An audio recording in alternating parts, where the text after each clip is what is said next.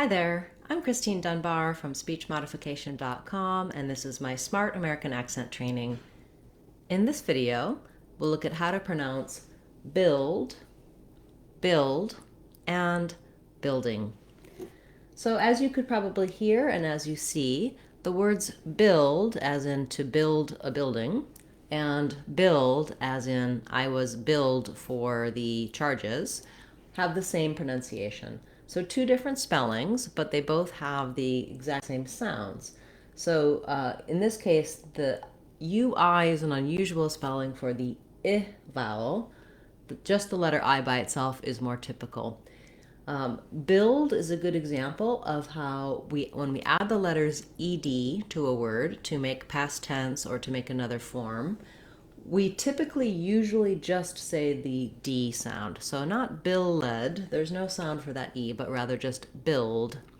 You might find this challenging to put your L and your D sounds together. If that's the case, try saying bill and just hold the L, and then add your D after that. Bill, build, build.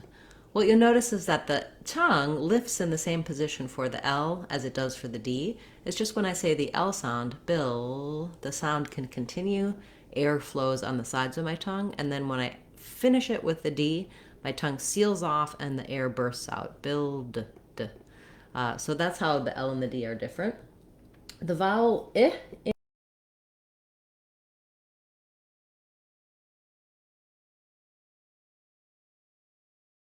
to try to match that vowel, if you're having difficulty putting it before that L sound, like in bill, then you could say it build, he did build, kind of using those other common everyday words where the I sound might be easier for you to match it with that build sound.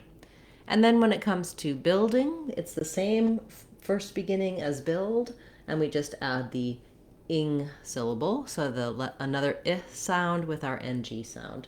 I did write that here with the bill larger and the ding smaller because I don't want to be even across these two syllables. I don't want it to sound like bill, ding. You can hear how it doesn't sound natural. It has first syllable stress, so I'm going to hold longer on that first syllable, bill, and then my ding is just going to be very short, building, building. This is an example of a word that can be a noun or a verb, and it doesn't change syllable stress. So I'm building a building. There's no difference between those pronunciations, whether or not you're using building as a noun or as a verb. If you have a request you'd like to see me cover in the Word of the Day series, feel free to leave a comment on this video or any of my videos. I'd be happy to add your word to my list and cover it in a future class. I'll be back again tomorrow with another Word of the Day class, as well as on Friday.